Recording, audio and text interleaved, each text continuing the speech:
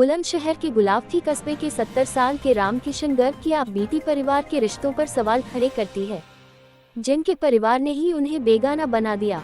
उनका आरोप है कि पत्नी बीना देवी और बेटे मुकेश गर्ग पिछले 35 सालों से उन्हें मानसिक और शारीरिक रूप से प्रताड़ित कर रहे हैं। संपत्ति हड़पने के लालच में परिवार ने उन्हें कागजों में मृत तक घोषित कर दिया, जबकि वे जिंदा हैं।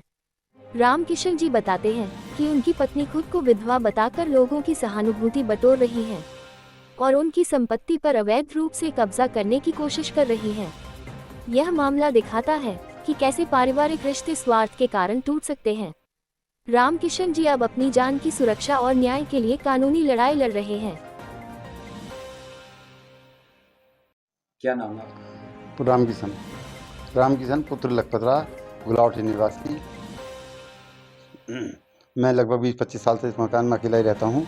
कोई बच्चा या घरवाली कोई मेरी देख रेख नहीं करती है और घरवाली बड़े बड़े लड़के के पास रहती है, जैसा मैंने सुना है। लेकिन मैंने कोई स्टेप नहीं उठाया किसी तरह का। अब मैंने 3-4 साल पहले मेरे चोट लग गई थी, हड्डी टूट गई। उसमें मैं अकेला पड़ा रहता था यहीं, साल भर खाट में पड़ा रहा जैसा भी है।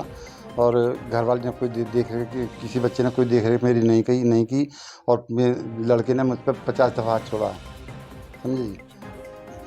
और अब मुझे जब घरवाले ने मृत घोषित कर दिया, जब मैंने ये स्टेप उठाया है, लगभग 3-4 साल पहले मुझे मृत घोषित कर दिया, मैंने ये स्टेप उठाया। मुझसे कुछ लोगों ने ये कही आसपास में, लाला तुम तो मरे हुए दिखा रखे हो, जब मैंने ये स्टेप उठाया। कितने दिन पहले पता चला था आपको? लगभग 10 दिन 20 दिन पहले, जिसकी रिपोर्ट मैंने थाने में दे दी। अब आप क्या चाहते हैं? मैं क्या चाहता हूँ, मैं सिर्फ ये चाहता हूँ कि दोषी मैं हूँ या वो हैं, सज़ा दी जाए। जिन लोगों ने मुझे मृत घोषित किया हुआ है, उन्हें सज़ा पूरी से पूरी मिलनी चाहिए, और कुछ नहीं, मैं कुछ नहीं चाहता। मेरा बड़ा लड़का मुकेश, जो घर जामे बन के गया था, यहाँ से नंगा गया था, यहाँ से कोई पैसा लेके नहीं गया।